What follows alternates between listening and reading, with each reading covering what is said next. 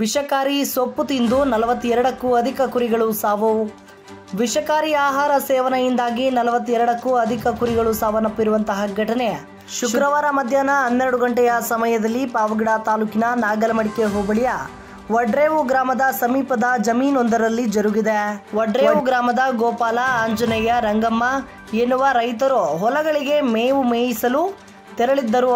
ಆ ಸಂದರ್ಭದಲ್ಲಿ ಜಮೀನೊಂದರಲ್ಲಿ ಇದ್ದ ವಿಷಕಾರಿ ಸೊಪ್ಪನ್ನು ತಿಂದು 3 ರೈತರಿಗೆ ಸೇರಿದ ಸುಮಾರು 42ಕ್ಕೂ ಅಧಿಕ ಕುರಿಗಳು ಸಾವನ್ನಪ್ಪಿರುವಂತಹ ದಾರುಣ ಘಟನೆ ವರದಿಯಾಗಿದೆ. ಇದಕ್ಕೆ ಸಂಬಂಧಪಟ್ಟಂತೆ ಪಾವಗಡ ಪಶುಪಾಲನಾ ಇಲಾಖೆಯ ಸಹಾಯಕ ನಿರ್ದೇಶಕರಾದ ಹೊರಕೇರಪ್ಪ ಅವರು ಸ್ಥಳಕ್ಕೆ ಭೇಟಿ ನೀಡಿ ಪರಿಶೀಲಿಸಿ ಕುರಿಗಳ ಮರಣೋತ್ತರ ಪರೀಕ್ಷೆಯನ್ನು ನಡೆಸಿ ಒಂದಷ್ಟು ಮಾದರಿಗಳನ್ನು ಪ್ರಯೋಗಾಲಯಕ್ಕೆ ರವಾನಿಸಿದ್ದಾರೆ. ಕುರಿಗಳನ್ನೇ ಜೀವನಾಧಾರ ಮಾಡಿಕೊಂಡಿದ್ದ ರೈತ ಮಹಿಳೆ ರಂಗಮ್ಮ ಹಾಗೂ ಇನ್ನಿಬ್ಬರು ರೈತರುಗಳು ತಮ್ಮ ಕುರಿಗಳು ಸಾವನ್ನಪ್ಪಿರುವುದನ್ನು ಕಂಡು ದಿಗ್ಭ್ರಮೆಗೊಂಡು ಕಣ್ಣೀರನ್ನು ಸುರಿಸುತ್ತಿದ್ದಾರೆ.